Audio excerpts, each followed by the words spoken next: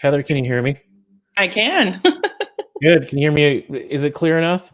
It is. Great, great. Hey, Heather. Well, thanks so much for coming on. Everyone, welcome to this Choir Nerd podcast. I'm your host, Mark David Obenza, and I am here with Heather MacLaughlin Garbes. Did I say that right? You did. Yeah, I had I second guessed myself for a second. Director of Magi Ensemble and president of the Greater Seattle Choral Consortium. Heather, thanks for coming on my podcast. Thanks for having me. To those that are tuned in, I hope you'll think of this more as a kind of live, interactive experience, and I hope you'll chime in the comment section with questions or any comments that you want us to respond to. So actually, Heather's. I was sort of scouring YouTube to find something to play for you from Magi Ensemble. I didn't realize that video, that was a really well done video. Did you see it? Did you see it beforehand? Yeah. David Wild is one who did it. He did that one in a very fun piece about going fishing and just a little more fun that's in color. And then this one he did in black and white. He came to us, we sang at St. Mark's at a service, and he came to us afterwards and said, "Hey, I do videos. Would you like to do the ones?" We're like, "Yes." So it was a really fun experience. That's awesome. Well, yeah. That video turned out really well. Yeah. I recognize the audio. Yes, yes, I know. You know. So Heather, just first off, how are you and Pete doing in the time of COVID, and how has COVID affected your music life, if at all? It has quite a bit. To be very transparent, we live on a tiny condo on Capitol Hill, and when we both went into teaching online, I was teaching private lessons and still doing some work at UW, and my husband Pete works for a biotech company, and we were like, this doesn't work. We can't be right on top of each other. He was taking, conference calls. I was trying to teach voice lessons. It wasn't working. So we actually are kind of holed up in a house on Camano Island right now, which has been and very inspirational in a way to be able to go walk in the woods. And we have a little deer family that comes and visits, and a little rabbit family. And so that aspect, it has taken us kind of out of music in a lot of ways, but it made me realize sometimes you need to take some time off and kind of reconnect and get back a little bit, enjoy what's around you. That being said, we have also, because of the age of, the dreaded word of virtual choir and all those things, we have been doing some virtual choir work. And we also have been doing some recordings for especially voice students who need accompaniment because you can't accompany over, Zoom very easily. So we've been keeping busy musically as well. It's just a totally different way, in a way. So yeah. Well, Camano Island, that sounds nice. I honestly did look up flights to the Philippines like 2 days ago. Well, if we're able to work from home, I can just work from my parents' like deserted island where they have a beach resort. But I realized that the time difference might make that inconvenient. Before Estonia and Latvia and Lithuania closed down to everyone, we did have a moment where we were like, should we just go to the Baltics right now?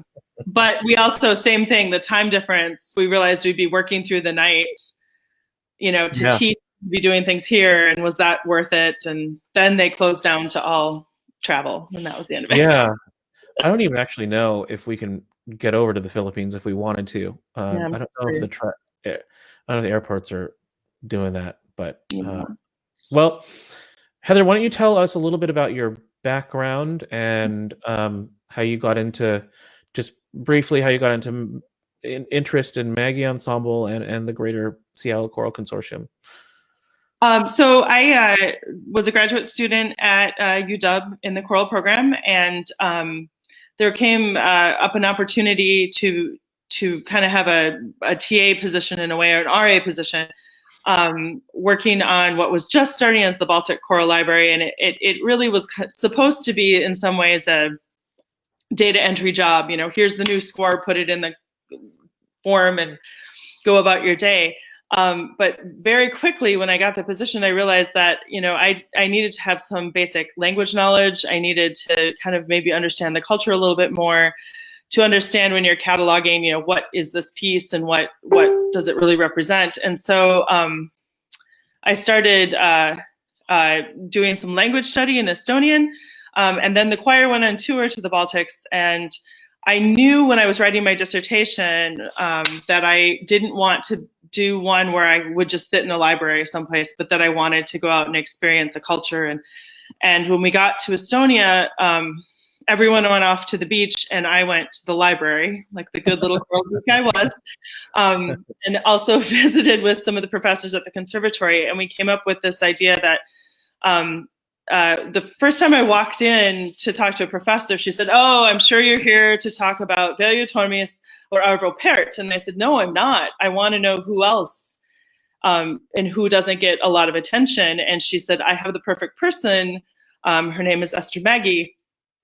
And here are some recordings, and why don't we meet tomorrow and you can tell me." And so I went back the next day and said, "This is who I want to study and learn more about." And then in the true, small country style, she was like, "Oh, good. Would you like to meet her now?" And it just opened the door very quickly. And so that started my research. My dissertation was written on Esther's choral works, which she's mostly known with Estonians for her chamber music, actually. And so that was kind of a new thing that people hadn't really paid attention to, were a lot of her choral works. And then from that, my continued interest in the Baltics, started studying Latvian and Lithuanian as well, and realized that a lot of these pieces don't make it much farther than maybe one token little performance here and there outside of the countries. So that's how the Magi Ensemble was born, was to just promote it. And the truth is that area of the world has outstanding repertoire for treble voices, and that's how it became a treble ensemble as opposed to a mixed choir ensemble. Oh, interesting. I didn't know that. And I liked the idea of having a professional ensemble that wasn't mixed or men. That seems to be more common. Yeah. And so we kind of made a conscious choice. We used to have male altos, and then about 5 years into the existence, we did a rebranding to kind of a bit of a women power kind of vibe. Yeah, that's great. Yeah, so that was how that developed. That wasn't the long range plan from the start, but it just evolved, and we thought, okay, this feels really good. Let's keep going with it. Yeah, that's awesome. I'll never forget. I had the privilege of going on that tour with you all, and really getting to witness sort of the culture and the music sort of firsthand, and I'll never forget seeing Arvo Pärt in person, as the rest of the choir always will never forget my reaction to seeing him show up out of thin air, it felt like. But can you speak Estonian and Lithuanian? I would say Estonian is my strongest, and actually part of my position at UW right now is I'm actually working in Estonian literature as part of my appointment, and I'm translating some Estonian poetry and working in that aspect, because it parallels, of course, song text. There's a lot of poetry that becomes song text, and so it's a great parallel. So I do read a lot of Estonian poetry. I have taken both Latvian and Lithuanian in class. I'm continuing right now more with Latvian. I'm doing some reading and speaking, and then I'll circle back around for Lithuanian, since they're all quite different. Sometimes it's hard for me to study all three at once. I get very tongue-tied, or I've been told I'm the master of starting a sentence in Estonian, putting the Latvian verb, and then ending with a Lithuanian. And so sometimes my brain needs a break. So right now, and unfortunately right now, Lithuanian's a little less. I don't use it on a daily basis, but Latvian and Estonian I do use on a daily basis at this point. Mm-hmm. Mm-hmm. Cool. Mm-hmm. How did you get Magi Ensemble off the ground? So you had this idea, you wanted to focus on this underperformed composer, and so I'm genuinely curious how people do this. I mean, everyone that has a professional choir has their own, I think, unique story and way of getting it off the ground. And so, how did you do it? When we first started, I mean, I always wanted it to be professional, paid. But I knew that the funding of that was going to be very scary, frankly. And it thankfully has grown in our plans. But it started off to be quite a small stipend, and a lot of the singers did a lot of very, kind of gracious things, donated their time back, and, all those things that people do when they think, when they believe in it. And, but we've had some kind of angel donors, thankfully. And honestly, we, both Pete and I have invested a lot. We decided this was a big thing we wanted to invest, and be a part of. We have gotten great support from all three Baltic communities. And we have gotten some support from some of their organizations as well, cultural organizations. But sometimes some years things work great, and some years they don't as much. And I've always tried to be very, kind of transparent about this is where we're at. So yeah, I wish there was a magic formula. And I wish there was a checklist, because there's not, as much. We had for the longest, probably for the first 4 or 5 years, we had just about enough in the bank to make it to the next concert, and that was about it. Yeah, I know all about that.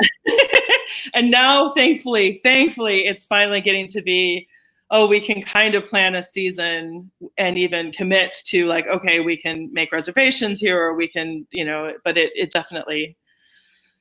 Yeah. I mean, there's nothing harder, or I should say few things harder than starting a professional choir. I mean, it can be a very demoralizing experience, but certainly rewarding once you get it up and going. Was there a scene for it when you started? Do you think was there an audience for Baltic music, or did you feel like you had to sort of create that out of thin air? We've had to create it. A very interesting thing I found out is that the concept of Baltic, and actually David Horyuchi is just right, who's the biggest name in Baltic music right now. I'd have to, Eric Eschenwald's is probably the biggest popular one when it comes to like choral repertoire now. I'm hoping Laura Jakobsona, who's kind of coming into age with Latvian voices, is a hot or more kind of trendy one happening. But the whole idea of Baltic identity, which I didn't realize, I just kind of stepped in it and walked into it. It's now developing in these years, but initially it was like, you asked an Estonian and they're like, we have nothing to do with Latvia. We have nothing to do with, And so branding ourselves as Baltic, we didn't quite, all three of the communities were like, well, they're not quite our own. So and when we first started, because Esther Mägi is Estonian, our colors were blue, white, and black, even though we were planning on singing pieces from Latvia and Lithuania and even Finland to a certain, but we had branded in a way that everyone said, oh, you're that Estonian choir. And I was like, no, we're a Baltic choir. Like, that doesn't exist. And I was like, it does. And it's funny. So we had an audience initially in the sense of the Baltic communities would come just to see what it kind of was like. But it also was kind of a question. And then I felt like many of the audiences in Seattle were kind of, they do all this audience research about people want to come and hear what they know, and then they can hear a little thing new kind of idea. Like if you want to program a new symphony, make sure you also program a Mozart symphony. So they have their kind of comfort level, and then they're exposed to something new. And here's a whole concert of nothing you've ever heard before. And I think it took a while for people to want to go to a concert like that, actually. Yeah. I'll never forget that stadium of how many thousands of people that y'all sang in was it in Lithuania? We sang a big festival in Lithuania. I mean, it is. There's nothing more just jarring than seeing that and realizing like just coming face to face with how important the choral tradition is part of their culture. Yeah. Can you say like a little bit about that? And it's really interesting. Like how many singers were on stage? The Lithuanian one, that would have been, there's always this joke about each country says they've had the most. And so if you go to a bar with a Lithuanian, a Latvian, and Estonia, and someone will say, oh, our festival was 20,000 on stage. And then the next person will say, well, ours was 24. And then the other one's like, well, ours was 30. And so there's always this kind of urban joke about what it is. It was between, I think that one was, what did they say, 17 to 20,000? I'm not sure. Yeah. Plus, many in the audience. Many of the festivals have almost up to 100,000 in the audience on top of it. So, there's 120,000. And you have to remember, Estonia is 1.5 million. Lithuania is 3.2, I think. So this is a major chunk of all the people in your country are there to sing or to watch and be a part of it. So, it's an interesting thing. The little tiny battle I continue to fight, I've realized, is that because of, I think, great marketing, actually, when push comes to shove, everyone knows of the Estonian festivals and the Singing Revolution because there's the movie, and they have outstanding promotion and marketing. And Arvo Pärt. And Arvo Pärt. You get to claim Arvo Pärt on their team, yeah.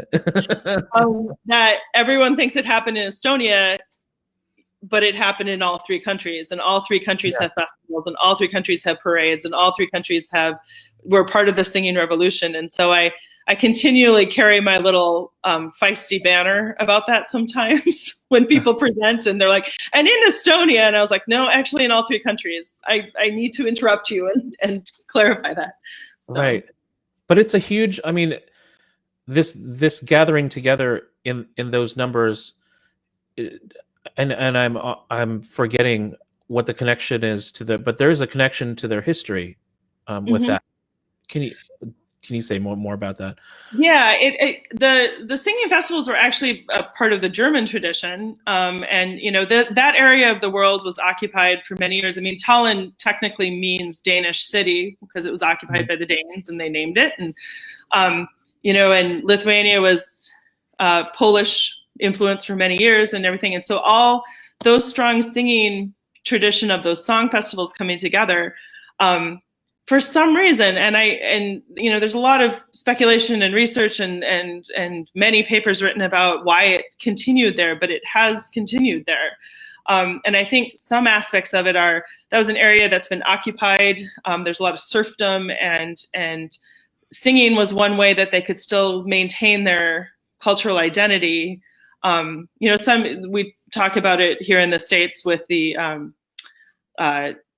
spirituals. It's kind of, I believe it's the same ideas. This was an area that was occupied. They were still holding on to their identity so much, and this was a way they could. And then suddenly they were able to carry on and keep that tradition of the song festivals out in public. And the song festivals carry on even through the Soviet occupation. So it was kind of a way for them to do it. And that's why it's still such a big deal for all three cultures.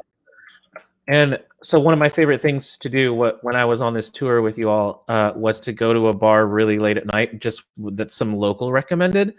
And the singing is seriously a part of the bar scene. I mean, once 2 a.m. hits, they are in a series of like just bar medleys that it's not just like a few people, it's like the whole bar like turns into just jolly belligerent singers, which is just a beautiful sight.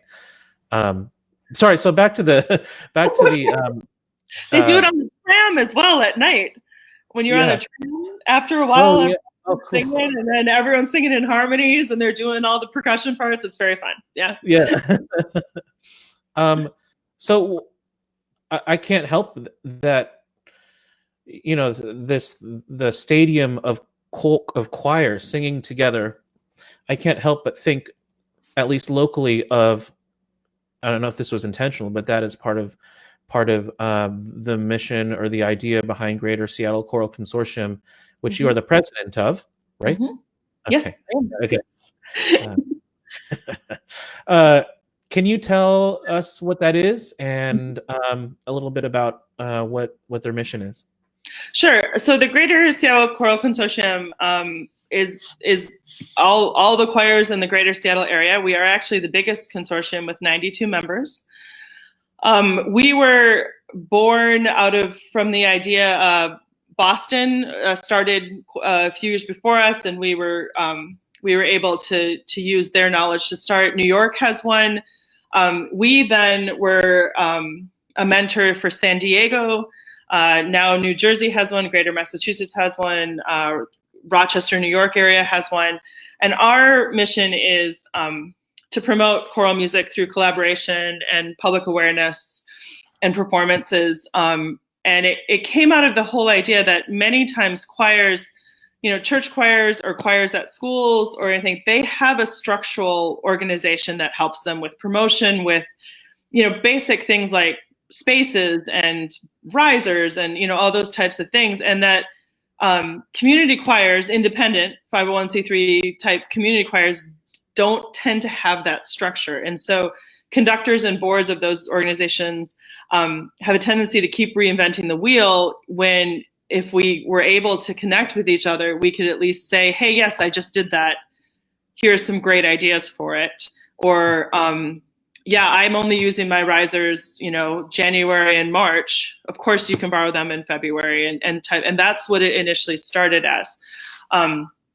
It's now grown to a few other things, which I'm happy to go into, but I don't know if you. Yeah.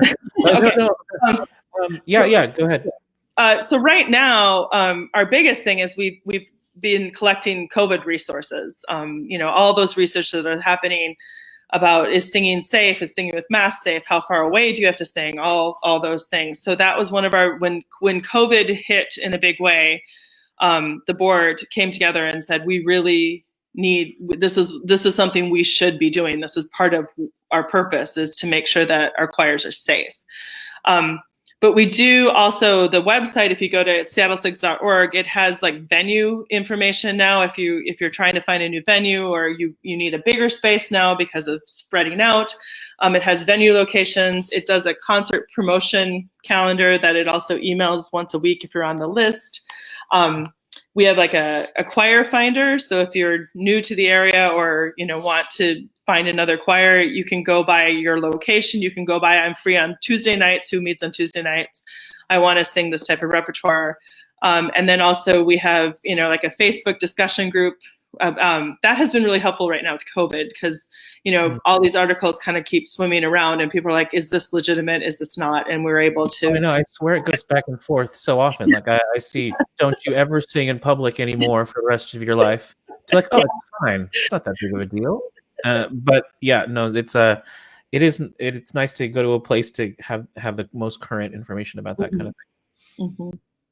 So it's mainly a resource for singers and directors. I know that you all post concert information for all the choirs. Did you say 92 choirs? 92 choirs. We're the biggest consortium.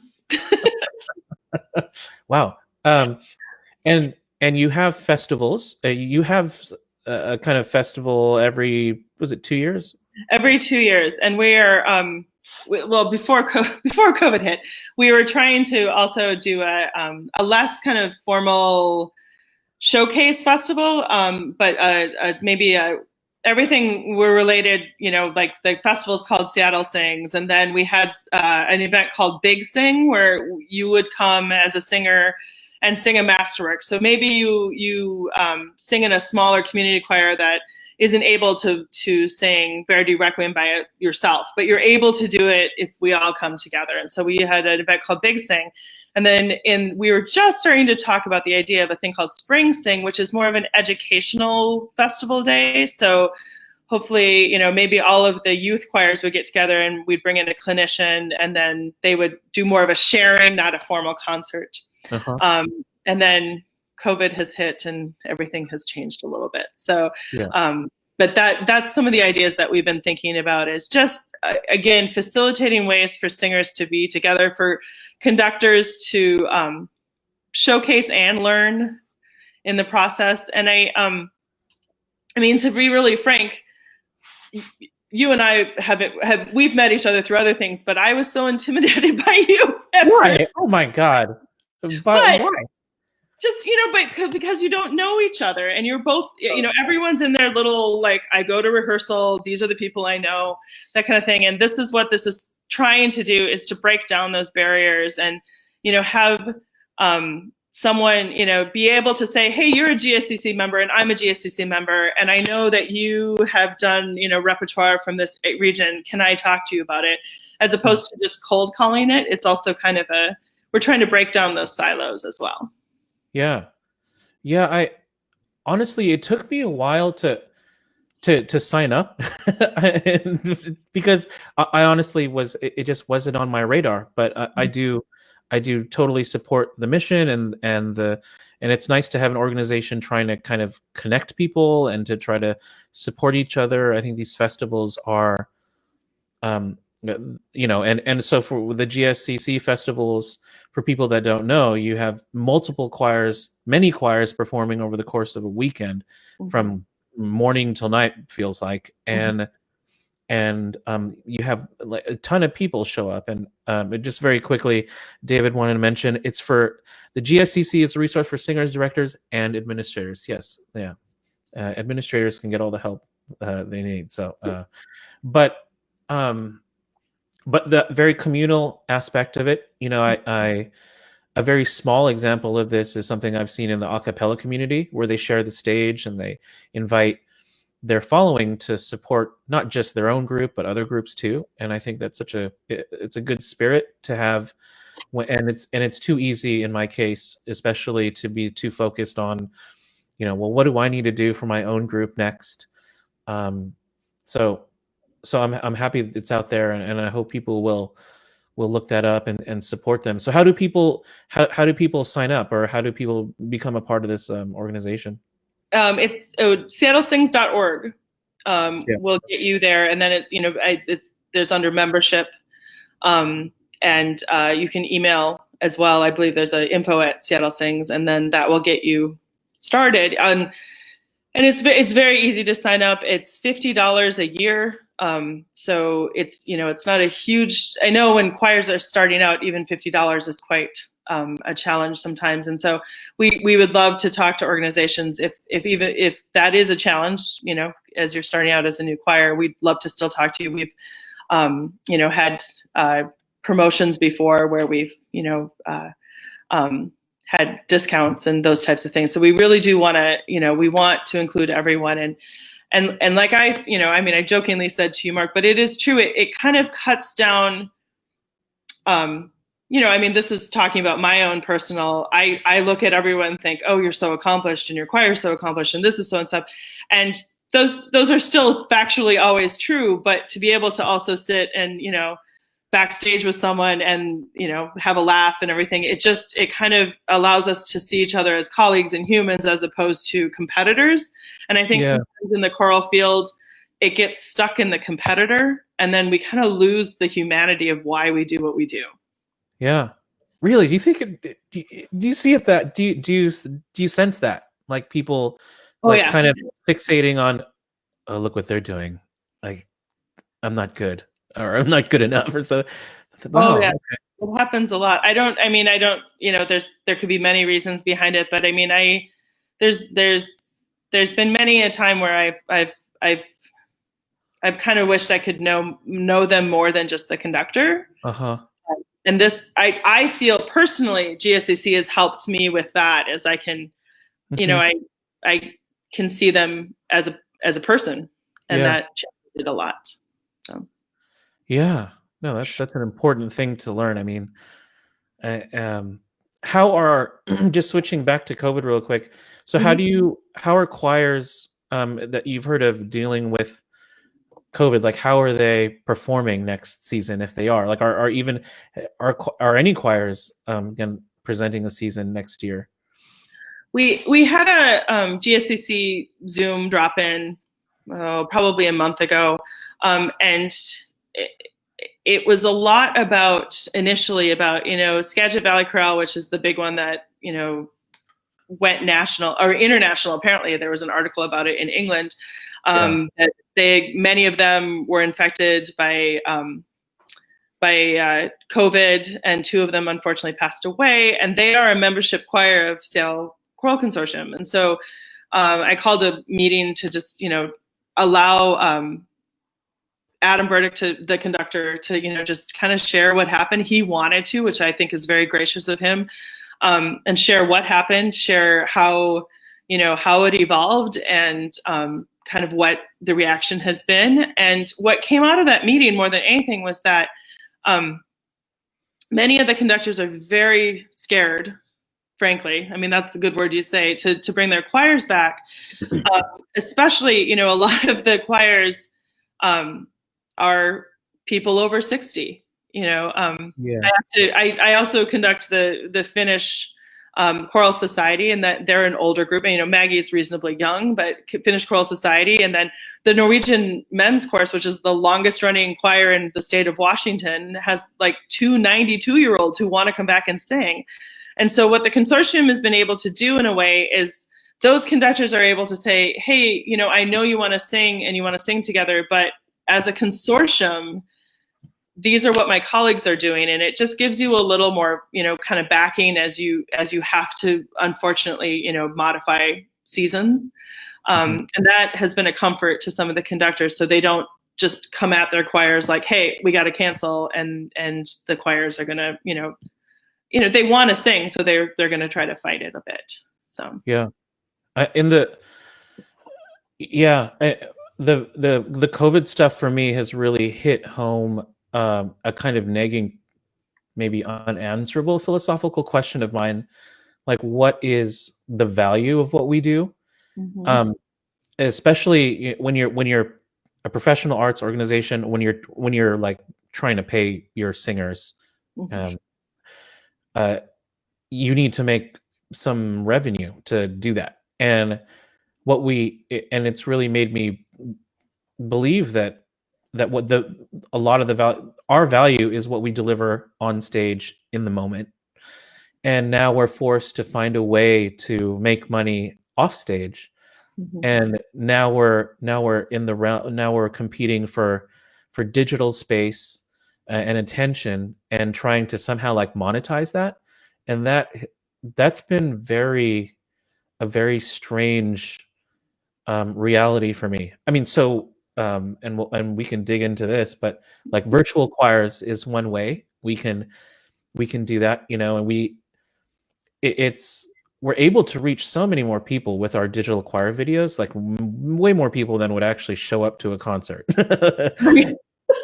But we're making, but there's no way to monetize that. We can't make, that's not bringing in the goods, or who wants the like 20th recording of Talas's If You Love Me, and it's really, it is a harsh reality on how to shift gears into this new era. I know that bigger arts organizations like I think PNB, and I don't know what Seattle Opera is doing, but they're still continuing with a virtual season next year, and then trying to like do a live thing kind of like this, and kind of they just sort of embrace the problem, and they're throwing a few extra things in the experience, like maybe a little cocktail video at the beginning to something interactive at the end. But yeah, so it's just been kind of a weird wake-up call.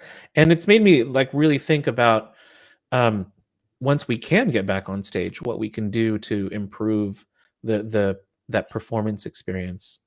Just so, because there is something very sacred about that. And Gus Denhart, the early music operations guru, he said something super interesting, that people are they're transfixed actually before the sound is made on stage.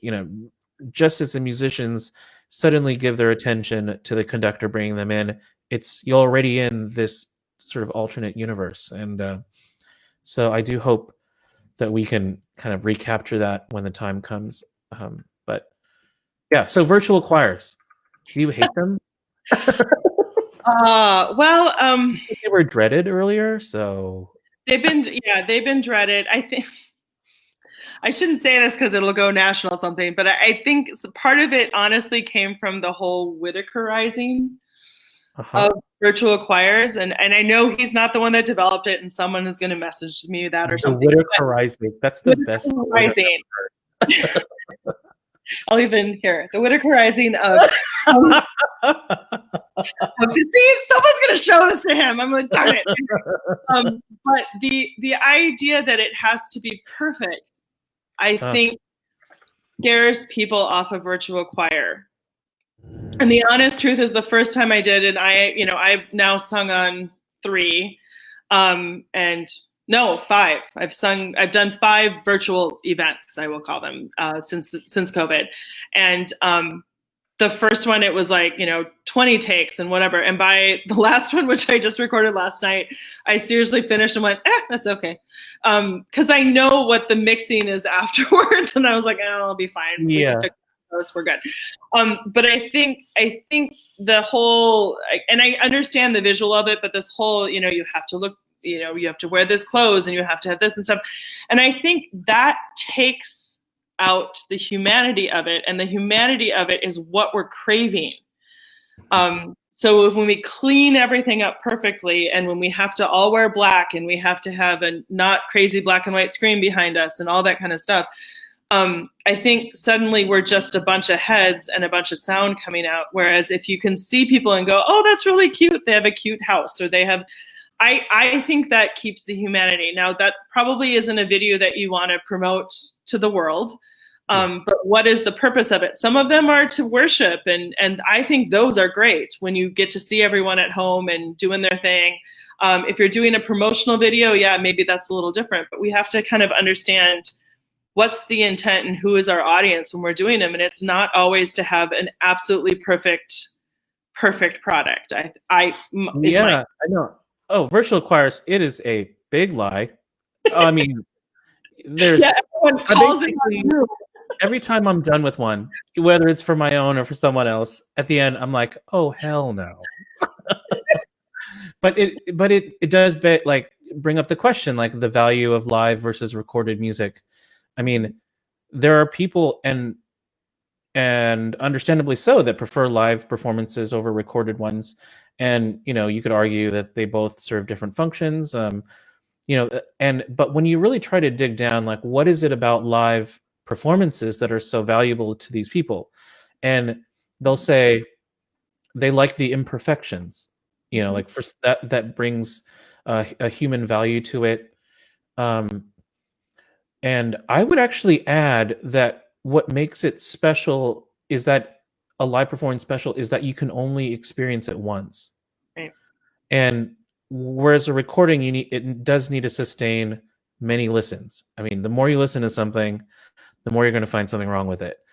And for me, and everyone has their own, they like live performances for different reasons. For me, what's super impressive is when a live performance is actually technically very good, because I know how hard that is to pull off. And that's just me. But so I wouldn't say that I love live performances because the inherent imperfection gives it humanity, but just that for me, that I can only experience this once. It's like seeing a diver, at the Olympics, like just execute something perfectly. You're like, oh damn, that was good. And but yeah, that's one of those other things that I've been kind of dwelling on in COVID. Like, and these virtual choir things are now like kind of like mini TV shows. They're like, you can't just, you're not just simply recording the music, you are trying to keep it visually interesting too for 3 or 4 minutes. What else did I want to touch? So I guess while we have everyone paying attention, I just want to plug our collaboration event. So for those of you that are interested in seeing how one might tackle the COVID era and choral performance, this Saturday, Radiance, the contemporary American choral group that I do, Magi Ensemble, Heather's group, Sound City Singers, directed by Johanna Olsen, and Graveyard Girls, directed by Lauren Castanis, will be sharing the virtual stage this Saturday at 7. Wait, God, hang on. Heather, do you know? Sorry. I can't help you. I feel like this has changed. Okay, so it's at 7. Time you don't know anymore. Yeah, I know. It'll be this Saturday, June 27th at 7, and there'll be like some pre-game stuff starting at 6:30, and we're going to, in this format, using this very nifty program or nifty third-party app called Be Live, we'll be sharing each other's virtual choir concerts or virtual choir performances with all of you. And I hope you will come and kind of participate and experience that. And it'll be an interactive performance, so you can kind of chime in, ask, and we'll be featuring 3 local composers. So, and those composers are Greg Bartholomew will be performing his piece, The Tree. Kari Medina, We Thank Thee, and Stacy Phillips, Love Tender Breathing Fragrant. So we're gonna show a bunch of great local music performed by your local groups, and I hope you'll tune in. And there is a virtual ticket you can buy to support the event, and all the proceeds are being sort of divided equally among all the groups. So it's really a great way to support this effort. But I don't think I've seen this kind of thing done, where we sort of do a live sort of presentation like this with choir. So have you, Heather?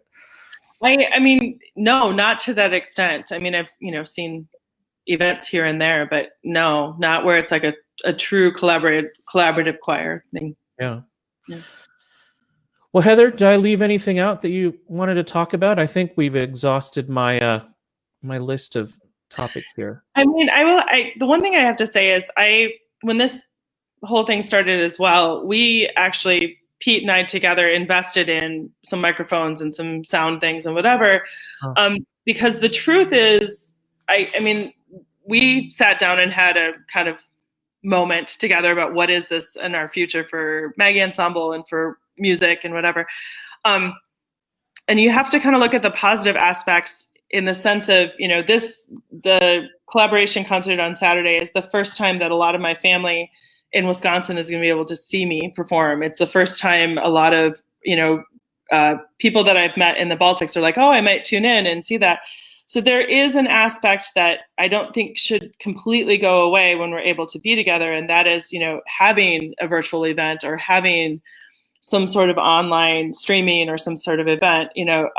I think you have to also look at the good of it to a certain way, to be, well, one, to survive mentally yourself, but also I think there is some good to it. People who are not able to easily get to a concert are suddenly much more able to at least check us out and feel like they're a part of it. So I'm trying to when I get very frustrated with virtual choir mixing,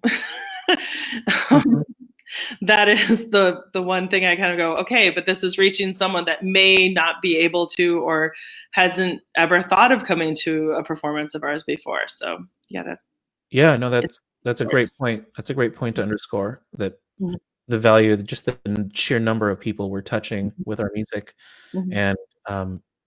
and especially if we can make them feel like they're a part of it. They can't be physically a part of it, but at least digitally we have that window. So, well, Heather, thank you so much for hopping on. It was a great moment, a great opportunity to catch up and to hear what you all have been up to. So,